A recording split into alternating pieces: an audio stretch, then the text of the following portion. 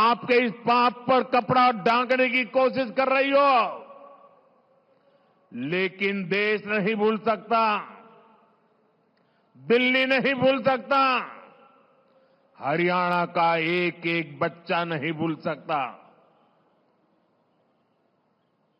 दिल्ली के एक पूर्व मुख्यमंत्री ने हरियाणा के लोगों पर घिनौने आरोप लगा दिए हैं। हार के डर से आपदा वाले बौखला गए हैं। आप बताइए, हरियाणा के लोग दिल्ली से अलग है क्या? क्या हरियाणा वालों के परिवार, बाल बच्चे, नाते रिश्तेदार दिल्ली में नहीं रहते क्या? क्या हरियाणा के लोग अपने ही बच्चों के पानी में जहर मिला सकते हैं क्या? हरियाणा का भेजा यही पानी दिल्ली में रहने वाला हर कोई पीता है। पिछले 11 साल से ये प्रधानमंत्री भी वही पानी पीता है।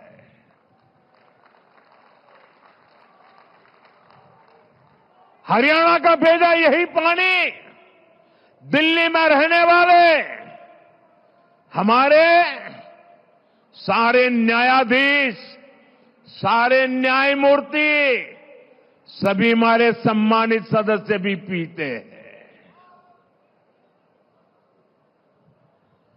जो विदेश की एम्बेसियां हैं, दुनिया की एम्बेसियां हैं, वो भी वही पानी पीते हैं। गरीब के घर के आसपास भी वही पानी होता है। क्या कोई ये सोच सकता है क्या कि मोदी को जहर देने के लिए हरियाणा बीजेपी की सरकार ने पानी में जहर डाल दिया? क्या बोल रहे हो? क्या देश के न्यायाधीशों को जहर पिला करके मारने का षड्यंत्र चल रहा था क्या? क्या बोल रहे हो? मेरे दिल्ली वासियों,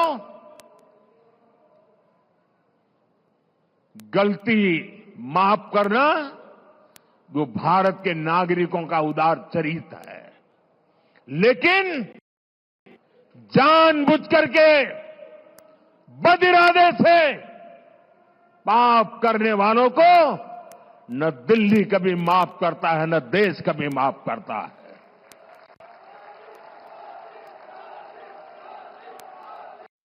साथियों, मैंने हरियाणा की रोटी खा की है। हरियाणा के मुझे राजनीति में उंगली पकड़ करके चलाया है। मैं आता हूं, वहां का एक एक नागरिक धर्म पारायण है। अनेक घरों में सुबह यज्ञ होता है।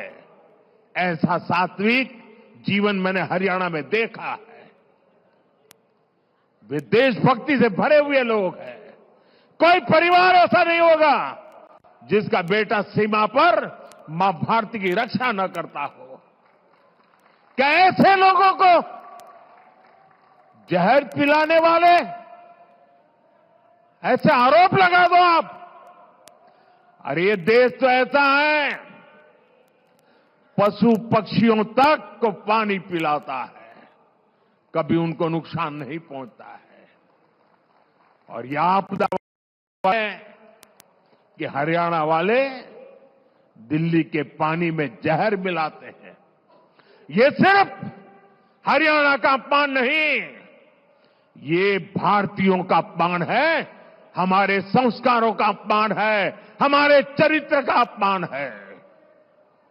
ये वो देश है जो पानी पिलाना धर्म माना जाता है, जहां पियाऊ रखने की परंपरा है।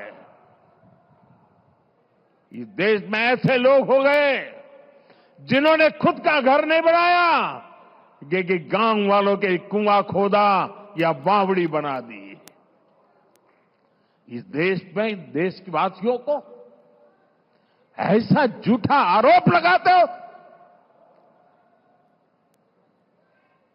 चुनाव हारने का ऐसा डर कि कुछ भी बोलो।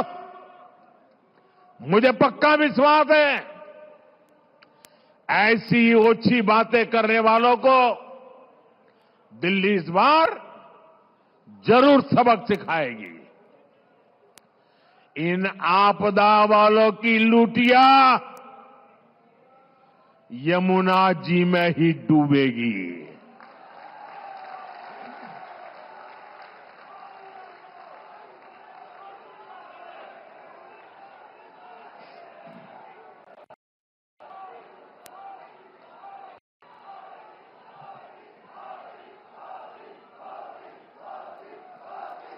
साथियों, आपदा वालों की नीयत ही काम करने की नहीं है। पिछले 5 साल में दिल्ली विधानसभा सिर्फ 70-75 दिन चली है।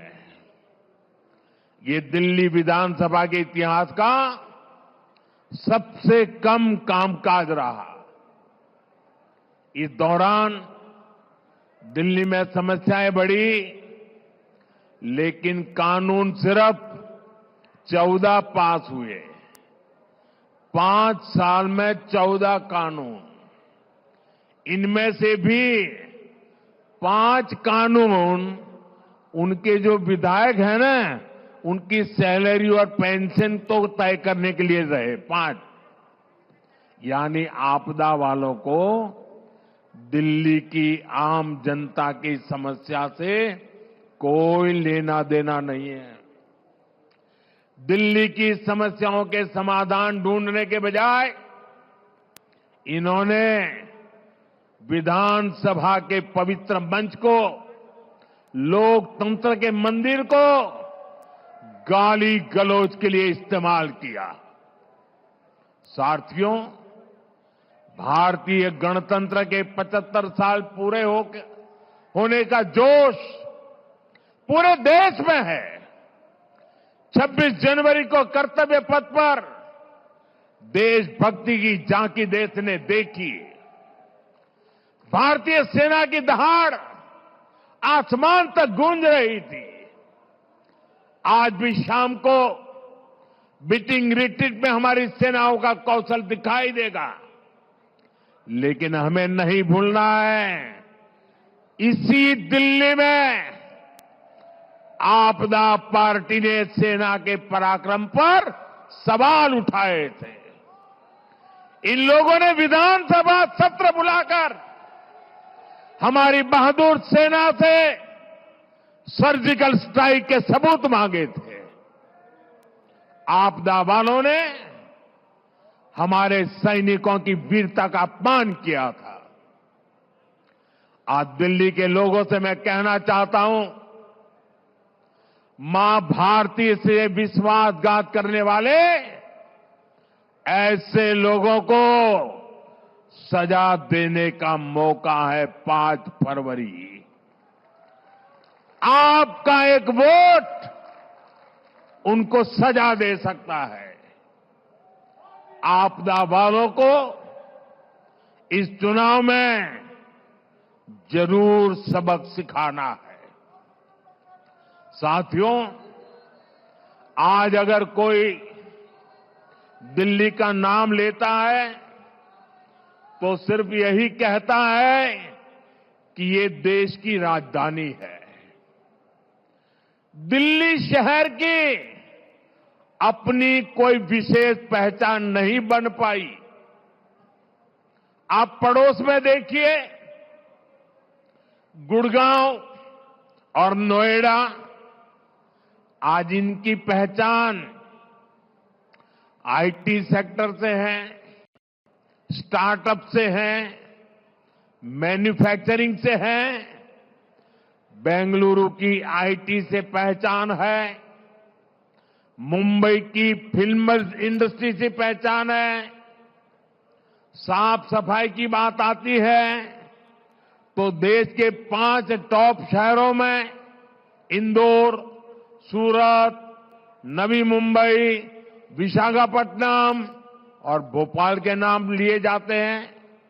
साथियों, 21वीं सदी की दिल्ली को भी हमें एक अलग विशेष पहचान दिलवानी है।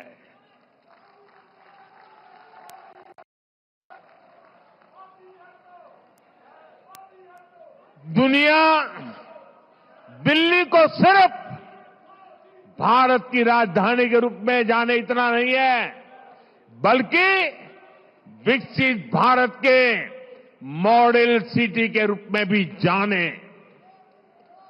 भाजपा ये लक्ष्य लेकर काम कर रही है।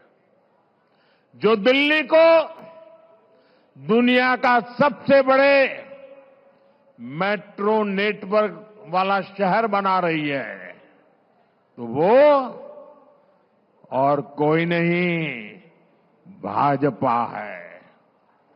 जो दिल्ली को देश का पहला नमो रेल कनेक्टिविटी वाला शहर बना रही है, तो वो है भाजपा। जो दिल्ली को सबसे ज्यादा एक्सप्रेसवे से कनेक्टेड शहर बना रही है, तो वो है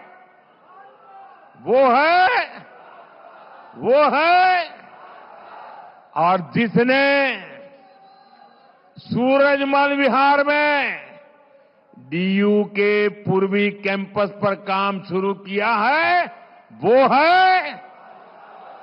है साथियों, भाजपा का संकल्प दिल्ली को एक ऐसा शहर बनाने का है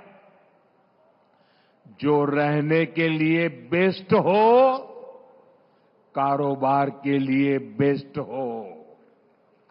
ये जो दिल्ली मेरठ एक्सप्रेस वे है, दिल्ली देहरादून एक्सप्रेस वे है, ईस्टर्न पेरिफेरल एक्सप्रेस वे है, ऐसा इंफ्रास्ट्रक्चर विकसित दिल्ली की पहचान बनेगा। साथियों, दिल्ली को शानदार शहर बनाने के लिए ही हमने दिल्ली की सैकड़ों अनधिकृत कॉलोनियों को रेगुलर करने का बीड़ा उठाया है।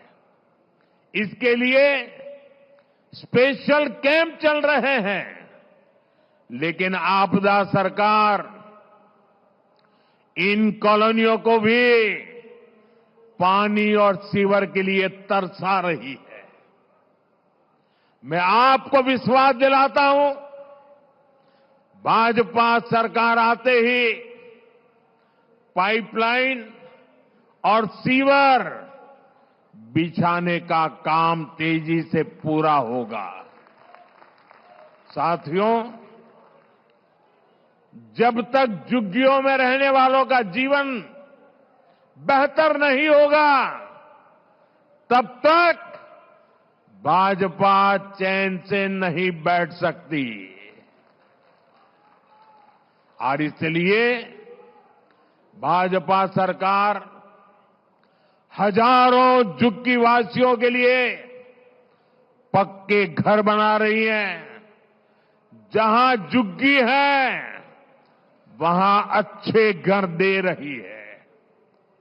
हजारों झुग्गी वासियों को उनके घर की चाबी मिल चुकी है। और आज आप मेरा एक काम और करना,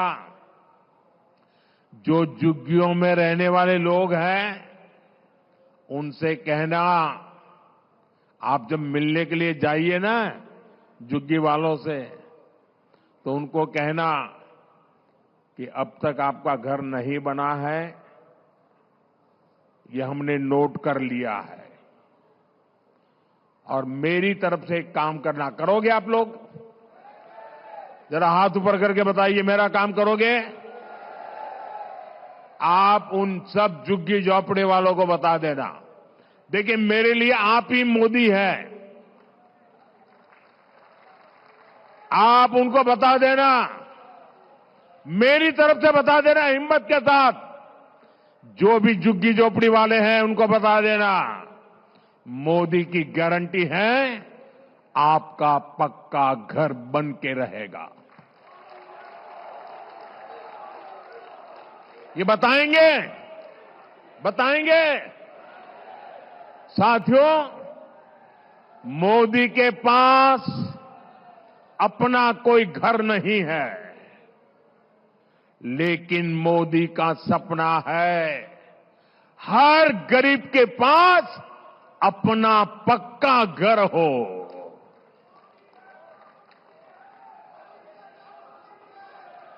ये शीश महल बनाने वाले, जनता के करोड़ों रुपए लुटाने वाले,